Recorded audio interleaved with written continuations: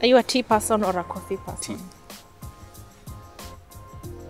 Nimeona swali imepopa. Tea. Mimi napenda chai. How many cups of tea do you take in a day? I limit myself to 2, but I think I can go to 3, 4. But I limit to 2. Nilianza kulimit to 2 ile time nilianza kupata kitambo. Kuna time nilikuwa nakunywa chai. For real? Kaanza kusema tu. Mambo pia ni ya chai.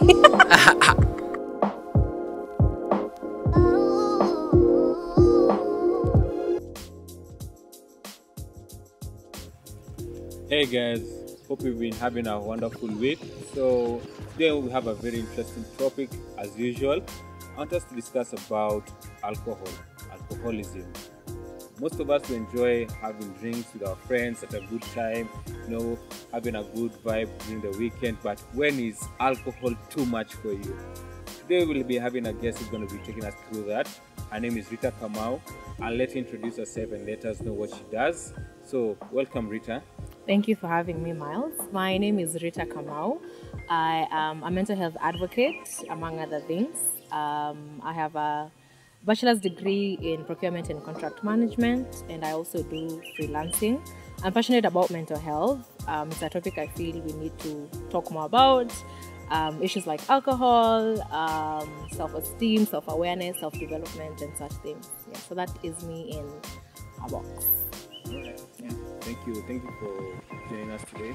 So we'll just start with the most important question for us to understand what is alcoholism. So you can take us through that. What is alcoholism? First of all, I just want to point out that I am not a professional. What I will be saying will purely be echoed on the research I've done and maybe some experience I have with alcohol or relating with people who are drinking. So basically, if you see me looking down, it's because I'm reading some of my notes. Alcoholism these days is actually known as alcohol use disorder, and experts, they consider it as a disease. That's why it's called a disorder. So it is the inability to control drinking due to both a physical and an emotional dependence on alcohol. It's a dependence on alcohol because even for us right now, I think each and every person has an addiction. Mine, I can purely say it's maybe on my phone. Like when I wake up on my phone, like that's it. If I do not do that, it kind of disrupts how my day goes because I'm addicted to my phone, which is, I don't know if it's a good thing to say or not. But basically what alcohol is that addiction to that substance, to alcohol. Yeah, and the inability to function without it. Yeah. What do you think are the causes that make someone become addicted to alcohol? Would you be telling us some few of them that make us become addicted? Okay, I actually found one very interesting, which is family history. The way you inherit genes from your parents, right? Certain DNA you get, and there's two things you get. You get the physical attributes and the behavioral attributes. The physical ones are like the way you look. Maybe your father has a nice beard, or the melanin you have. And the behavioral ones are maybe you'll get, maybe your mom might have, she's quick to burst out in anger or something like that, and you'll find sometimes you have that. So even with alcohol, there's no specific gene for alcohol, but you'll find that if your parent is one of your parents, or maybe both of them, they abused drugs, they abused alcohol at some point, that behavior might as well be translated to you. And it is the genetic makeup isn't purely based 100%. So basically, if you get that gene, okay, there's no gene, so there's no gene, but if you get that disposition for alcoholism, it's 50%. The other 50% is based on your environment. If maybe the way you handle stress, it's not in a healthy way, you jump right into alcohol. Yeah, that. Yeah. Personally, I didn't know it can be genetic when it comes to causes of alcoholism. Yeah. I'm quite surprised, but the 50-50 that you're saying makes a lot of sense, because I feel like someone can, if it might be a struggle for some, because I've heard that some may take it takes so much of them when they try to stop drinking. it's a process. It's a process that takes time. You can't rush it. Yeah. So, but with the 50-50, it makes so much sense because you know, if it was really genetic, you know, like for example, like you know, diabetes, you know how you cannot control it. You can become diabetic. Yeah. So the 50-50 makes sense. Yeah. Any more causes of alcoholism? We also have. Let's see. We also have. Peer pressure. Yeah, peer pressure. Kwanza, that one, a lot of it. Kwanza, me, because I have had alcohol at some point, mine was purely on peer pressure. Yeah. I never really liked alcohol, but because you're in a space where your friends are taking alcohol, they're like, you're the party pooper, you know, just take it, and then you end up taking it, abusing it. Yeah. Also, I think something like stress, definitely. It's, you know, taking alcohol is like self-medicating. You're trying to suppress your stress, the pain and all that. Basically stress. We also have trauma, which again it's part of stress. I feel like a lot of us do not know where to get help, but right now I feel like this generation, we're going to raise very healthy kids and also going to be healthy ourselves, because we are able to detect that there's a problem and I need to work on it and I need to seek help. So trauma can be one of them as well, because you don't know who to tell, you don't know how to work on it. Maybe trauma in terms of, maybe I don't want to use this one, but maybe I was raped at some point. So because I don't know who to talk, you know, it's such a sensitive issue. I don't know who to talk, I don't know who to tell. Yeah, so maybe I could use alcohol to just suppress those emotions and just not, because I don't want to feel them. Yeah. Yeah, especially on the stress and peer pressure, like I believe it's actually stress can be number one, then peer pressure, because especially with the COVID-19 coming around, people losing jobs, you know, sometimes you just want to forget your problems just for a second. You know? Sometimes when you have so much going on in your mind, even that little opportunity to get even like 5 minutes, forget it, you'd rather just go and buy maybe a cup water, a chop flash, as we say, chop flash. And you go to sleep, so, and you wake up, and your problems are there. Sometimes also maybe another thing is that when you have an abusive family, maybe you're a man, maybe let's say your wife is a nagging wife, maybe you have to get her every time. As a man, maybe you decide like, let me go to the club, I drink, and then I just go home and sleep. So that can also lead to alcoholism. But for me, I feel that alcohol only makes you forget your problems just for a little while. Not because the moment you drink, once you become sober, your problems are bad. you remember. Even now you have worse problems because you used some money. And then now you remember it kabisa, unaikumbuka. You know? So those actually and peer pressure among us young ones, like the youth, peer pressure, because if you're not drinking, you're not cool enough. And actually, me, I believe that anyone can be cool the way they want. Me, I usually say, if someone doesn't want to drink, respect someone's, how they want to be in life. It's not a must for someone to drink. So unless you don't, if you feel like, if you feel like you can be easily peer pressure to drinking, it's better to avoid such crowds, avoid such peers, because that's the only way it can lead you to addiction. Unaanza tu na chupa kidogo, ukizoea, become addicted. So we should check on that also as a youth, as a young generation, that take care of yourself. If you are not someone for alcohol, just be you. So that I believe. So I also wanted to ask you, I also wanted to ask you, what are the signs that one is addicted to alcoholism that you can see probably, or maybe even emotional, physical, behavioral? For me, I feel like one of them would be that dependence. The fact that maybe somebody cannot stay a day without drinking, that I think that is a very good indicator that somebody is an addict.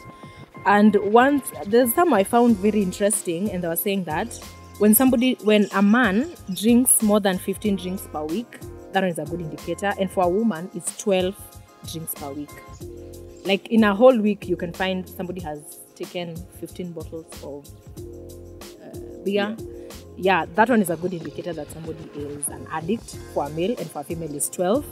Also, you find a person has a very high tolerance to alcohol. Like, you're drinking. You have to take like a questionable amount for you to actually get drunk. That is a good indicator.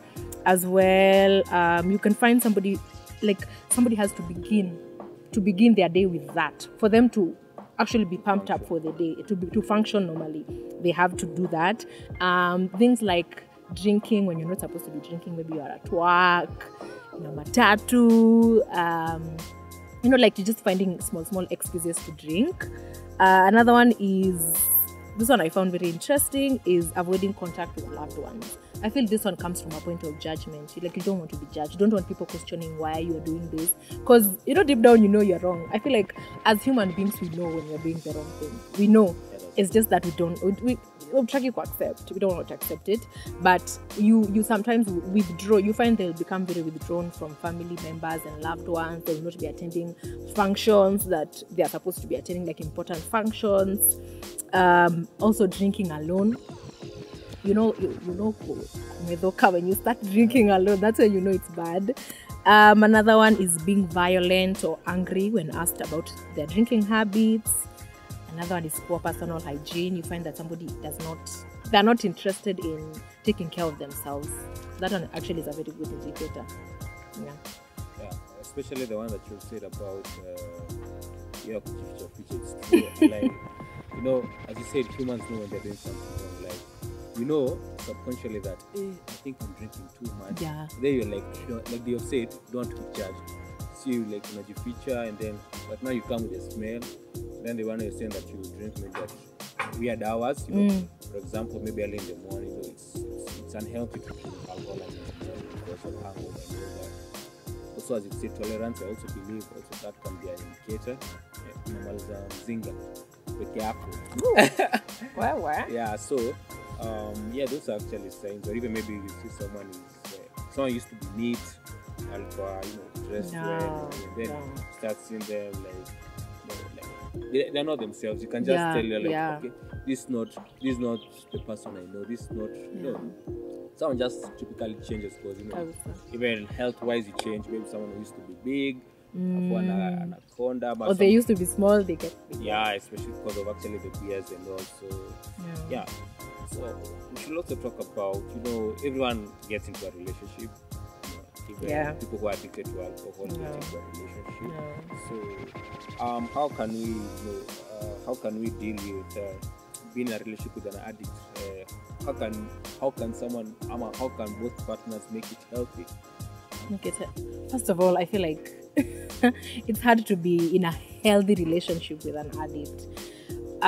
For one reason or another, you'll find it might be one toxic or just plain unhealthy. And this is because of the secondary problems that are associated with alcohol abuse. And one of those potential negative effects is like financial problems. Because when somebody is addicted, to say, for instance, I'm addicted to alcohol, it means that it is my priority. So even when I have money, it's alcohol first. When I have time just to spare kidogo, it's for alcohol. It's like it's basically my priority.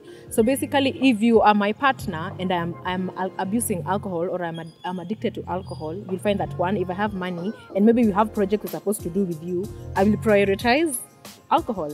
If maybe we have to go to an important family function and then this side there's something fun, I can engage people who are drinking like me, definitely I will choose that, So some of those secondary problems include financial problems, and even distribution of responsibilities. For instance, if we are together and we have responsibilities.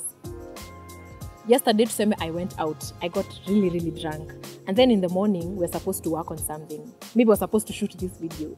I will not be up to par with shooting this video because 1, I'm not sober. 2, I'm tired. 3, let me go and, drink some more.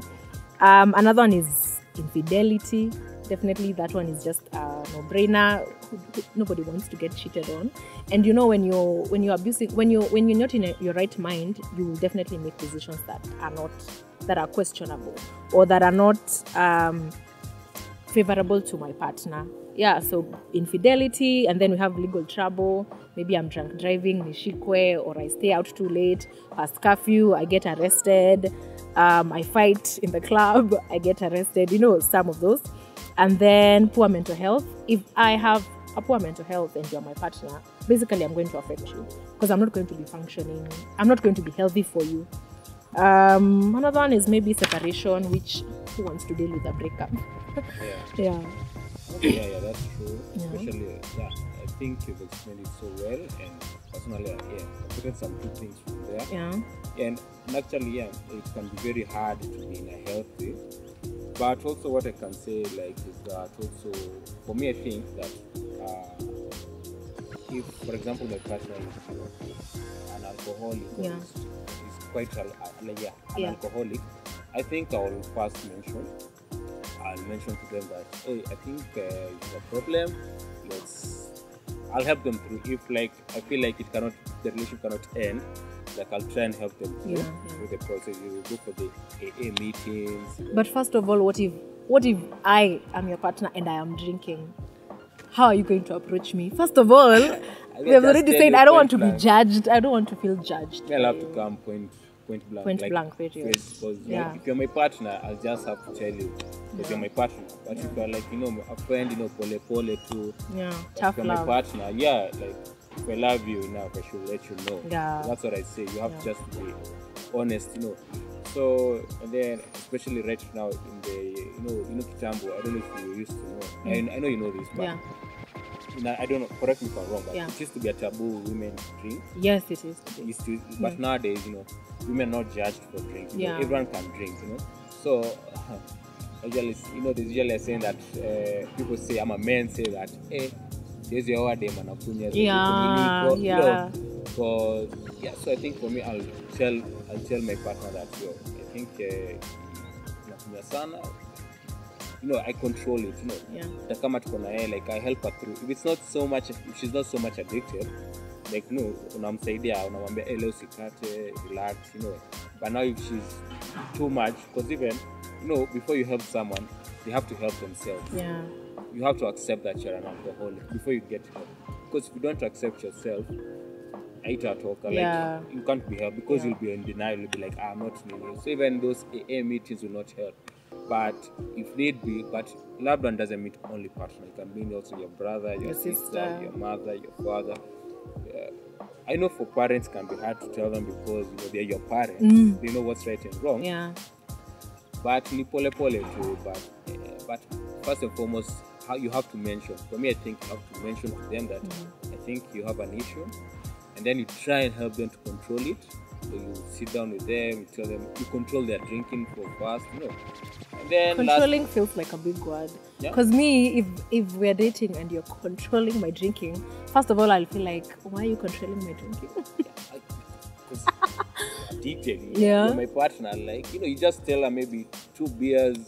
Umetosha pole unaipaka dawa, because now you're trying to help them, and once you've mentioned to it, you have told them you have a problem, and then they accept, it will be easy. If they accept, it's one thing. That transition will be easy. But if they don't accept,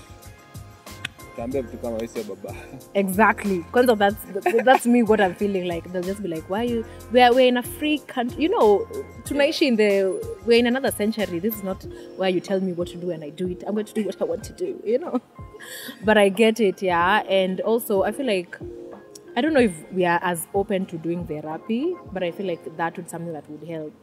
Because, that, like you've said, you can't just tell someone, I feel like you have a problem and you should stop. They won't stop immediately. It's not, because we've said it's a disease, it's a disorder, meaning that they have to take leo, bili, kesho, moja na nusu, like that. It's progressive change. So I feel like also that would be helpful, doing therapy together, if you truly want to see this person through. And to help them. Alright. Since we've talked about all that, sometimes people don't want to be helped. Now this leads me to the last question. Sometimes people don't want to be helped. So how would you know it's time to let go of an addict you love? One, I feel like, would be when they refuse your help. You can't force your love on someone. Kama wataki, they don't want. So one, I feel like in such situations, you should be selfish enough and in a good way to walk away. And because somebody who is on a downward spiral, it's very easy for them to drag you. It's easier to go down than up, So I feel like one would walking away. It's not easy. Even we've seen it from leaving our partners who are not addicts. It's not the easiest thing to do.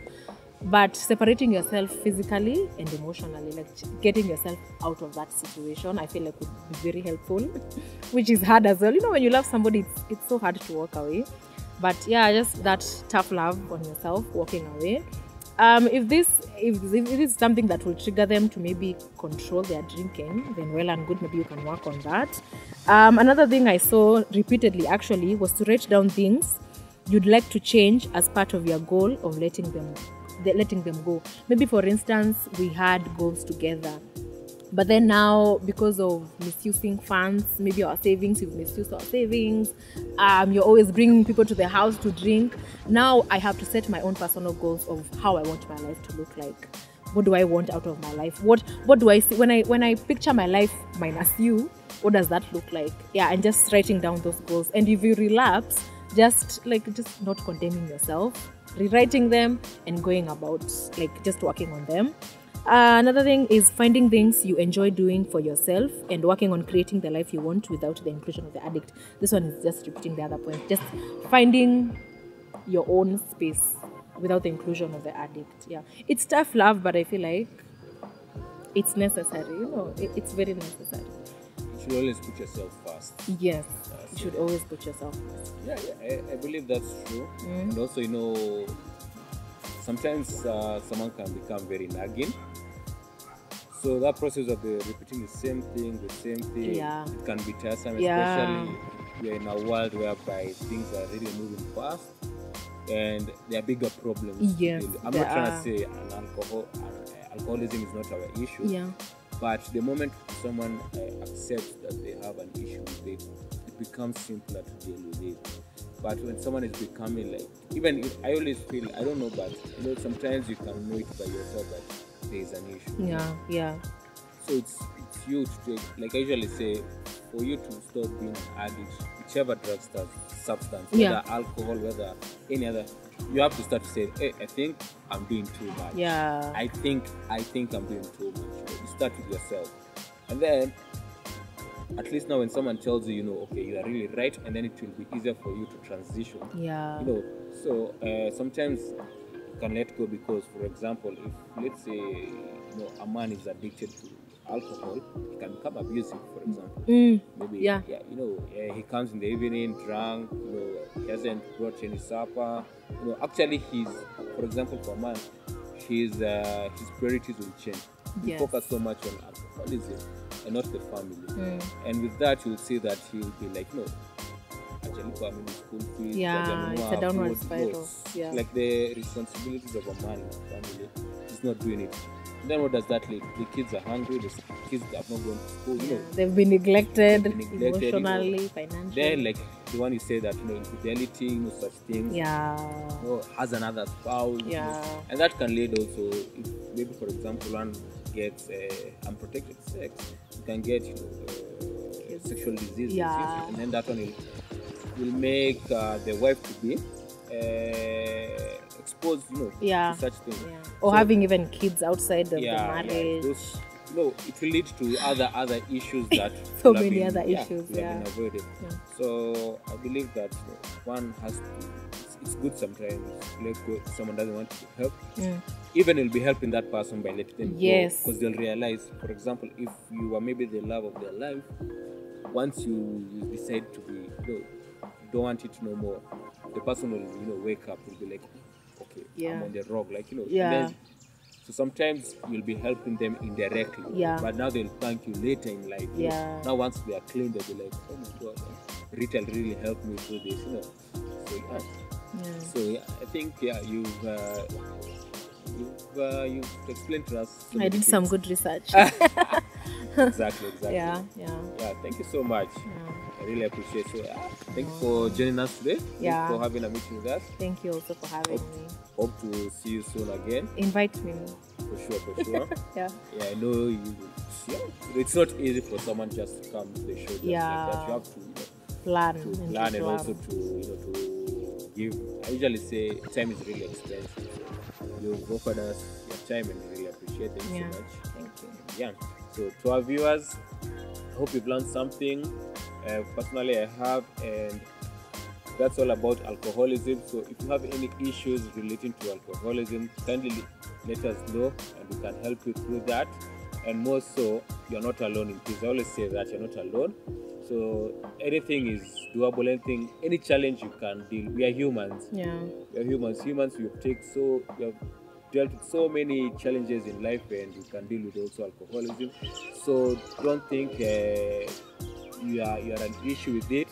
Once you accept yourself, we'll help you through this. And yeah, just get in touch with us. Thank you. See you next time. Well, nadai kurudia.